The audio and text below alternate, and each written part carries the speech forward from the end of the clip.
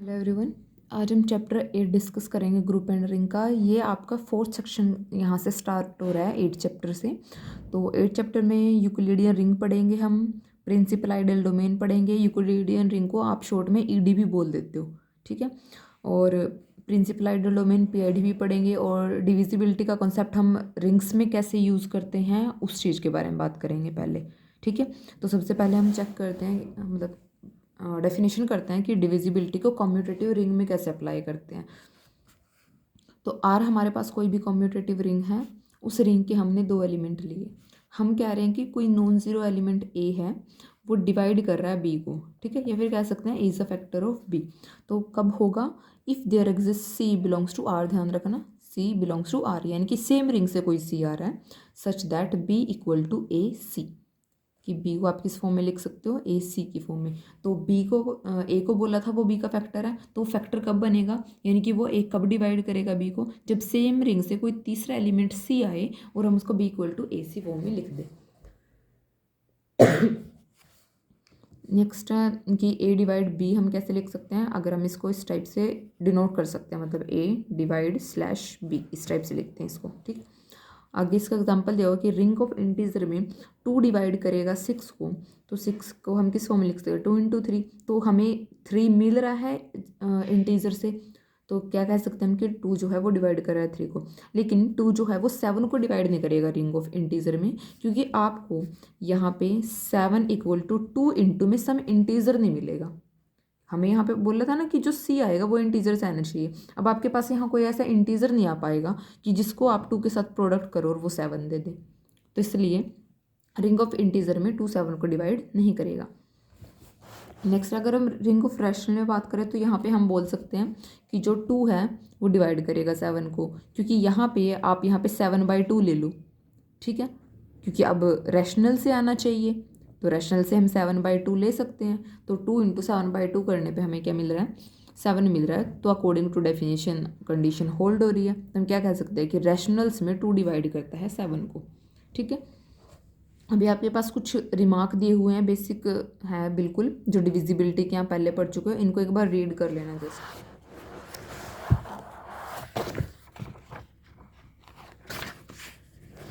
Next देखते हैं definition unit element. Unit element basically आपके पास है क्या? मल्टीप्लिकेटिव इनवर्स जिन एलिमेंट का एग्जिस्ट करता है वो एलिमेंट यूनिट एलिमेंट होते हैं। फील्ड में पढ़ा था ना कि हर एक एलिमेंट का मल्टीप्लिकेटिव इनवर्स एग्जिस्ट करना चाहिए, तो वो मल्टीप्लिकेटिव इनवर्स जिन एलिमेंट का एग्जिस्ट करता है वो एलिमेंट यूनिट एलिमेंट होते हैं, ठीक है। यही डेफिनेशन है यहाँ पे। आर कोई भी सी आर यू है हमारे पास, यानी कि कम्यूटेटिव रिंग है विद यूनिटी एलिमेंट। तो कोई एलिमेंट ए है, ठीक है, वो यूनिट कब होगा? अगर ए जो है वो डिवाइड करे 1 को, यानी कि उसके लिए कोई बी ऐसा एलिमेंट आए कि ए बी किसके इक्वल रख दें? हम 1 के इक्वल रख दें, ठीक है। तो ये इसका मतलब क्या है? B equal to A inverse या फिर A equal to B inverse लिख सकते हैं। ये किसकी डेफिनेशन थी? मल्टीप्लिकेटिव इनवर्स की तो डेफिनेशन थी कि हमें क्या मिले? मल्टीप्लिकेटिव आइडेंटिटी मिले वो एलिमेंट प्रोडक्ट करने पे। और यही डेफिनेशन किसकी है? यहाँ पे मल्टीप्लिकेटिव आइडेंटिटी की डेफिनेशन है यहाँ पे।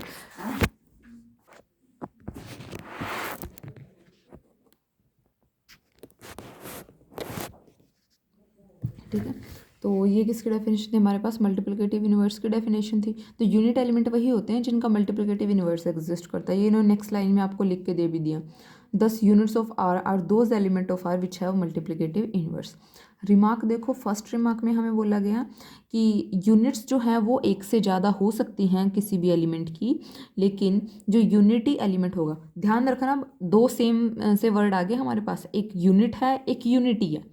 यूनिट है जिसका मल्टीप्लिकेटिव इनवर्स है, यूनिट है मल्टीप्लिकेटिव आइडेंटिटी यूनिटी, ठीक है। यूनिट क्या है? जिसका मल्टीप्लिकेटिव इनवर्स एग्जिस्ट कर रहा है। यूनिटी क्या है? मल्टीप्लिकेटिव आइडेंटिटी है। तो दोनों में कंफ्यूज मत हो जाना, सिर्फ एक ही लेटर का फ़र्क है। तो इन्होंने कहा कि जो यूनिट्स है वो एक से ज़्यादा हो सकती है, मे बी, ठीक है। उन्होंने कहा कि कुछ केसेस में ऐसा पॉसिबल हो सकता है कि एक से ज़्यादा है, लेकिन जो यूनिटी एलिमेंट होगा वो हमेशा यूनिक रहेगा पूरे रिंग का।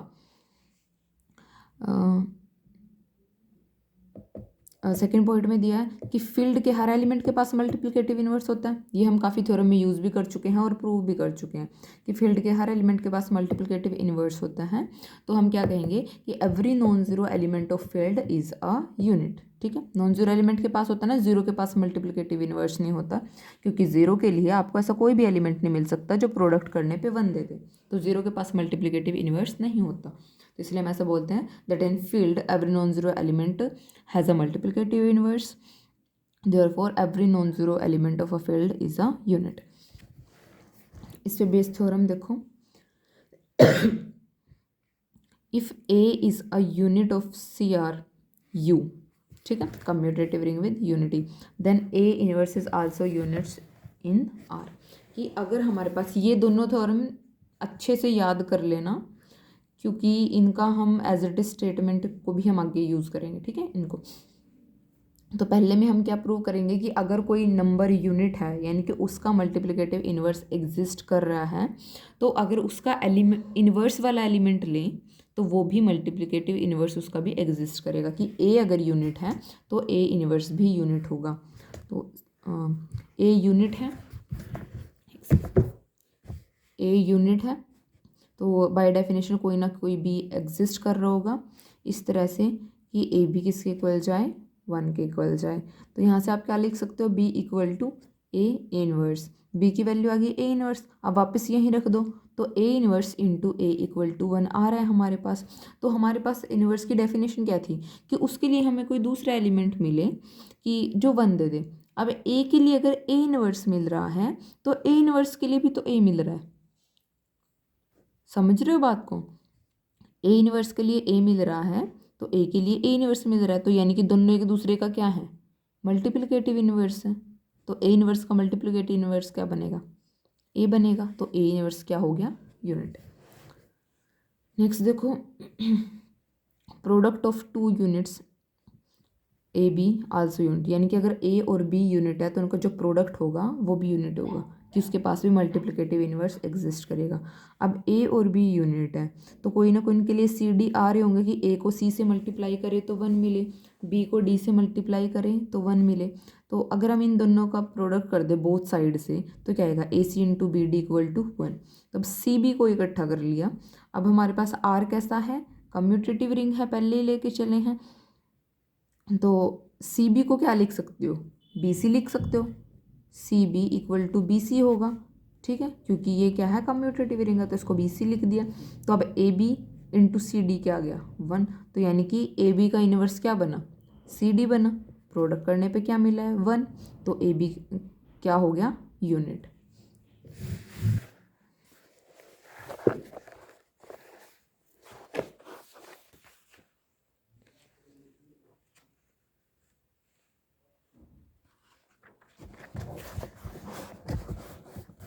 नेक्स्ट थ्योरम देखो,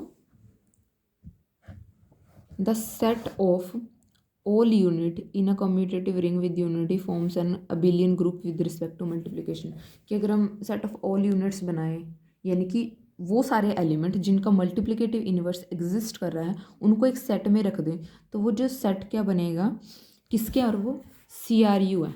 ठीक है, तो वो हमारे पास कैसा बनेगा, abelian group with respect to multiplication. तो एस क्या है हमारे पास, हमने सेट कर दिया, आर तो सी आर यू है। ठीक है, एस क्या है, ए इज यूनिट इन आर। ठीक है, अब 1 है आर के पास तो 1 क्या होगा, यूनिट बन रहा है, 1 इंटू 1 इक्वल टू 1 आता है, तो 1 क्या है, यूनिट। तो यूनिट एलिमेंट किस में है, एस में है, तो 1 किस में जाएगा, एस में जाएगा। तो इसका मतलब एस कैसा है, नॉन एम्प्टी है। इस नॉन एम्प्टी है तो इसके 2 आर्बिट्रेरी एलिमेंट उठा लो। अब यूनिट एग्जिस्ट कर रहा है तो सेम अभी जो सेकंड थ्योरम की वही है, बिल्कुल एज इट इज।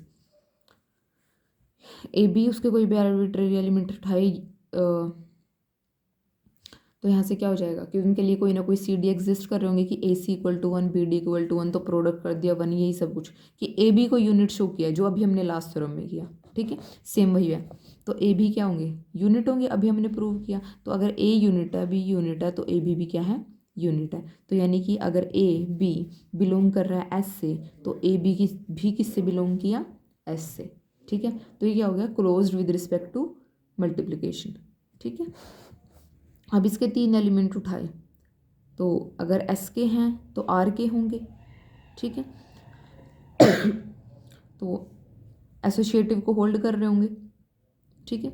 और अगर हम a इंटू 1 इंटू ए करें तो वो किसके इक्वल जाएगा, ए के इक्वल जाएगा, ठीक है।